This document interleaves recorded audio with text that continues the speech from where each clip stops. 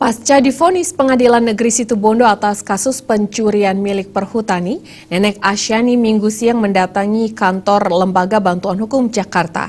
Kedatangan Nenek Asyani ini untuk meminta bantuan hukum atas vonis yang diterimanya. Selain itu, Nenek Asyani juga akan melaporkan Majelis Hakim PN Situbondo ke Komisi Yudisial.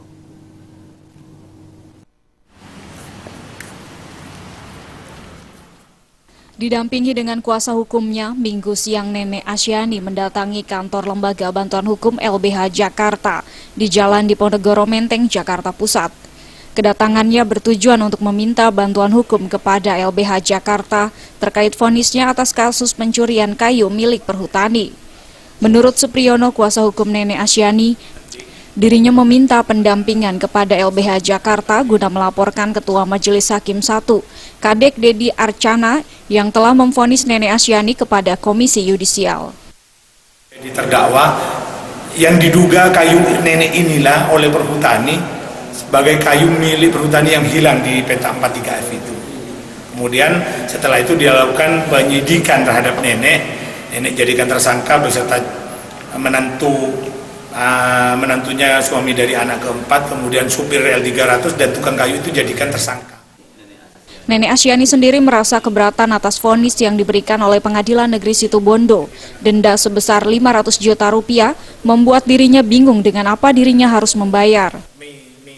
Nenek nak minta tolong, nenek pola nak kajun tibi, tak meroma sangat nak kaju alas, nenek kedebu kaju na ilahan kedebu, mari sorpi ben bu jaksa. Pak Hakim, saya sorpi, makanya nenek kita kabar saja, ini akan sumpah. Jadi Nenek Asyani ini bersama pengacaranya memang mendatangi LBH untuk meminta dukungan advokasi ya, karena secara bantuan hukum itu sudah ditangani oleh Pak Supriyono sebagai pengacara langsung. Namun memang ini sejalan dengan advokasi yang selama ini dilakukan oleh LBH Jakarta. LBH Jakarta menangani kasus-kasus yang serupa Nenek Asyani.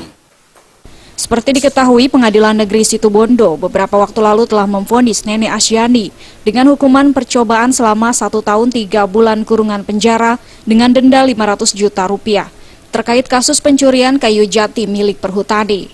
Dari Jakarta, Sumantri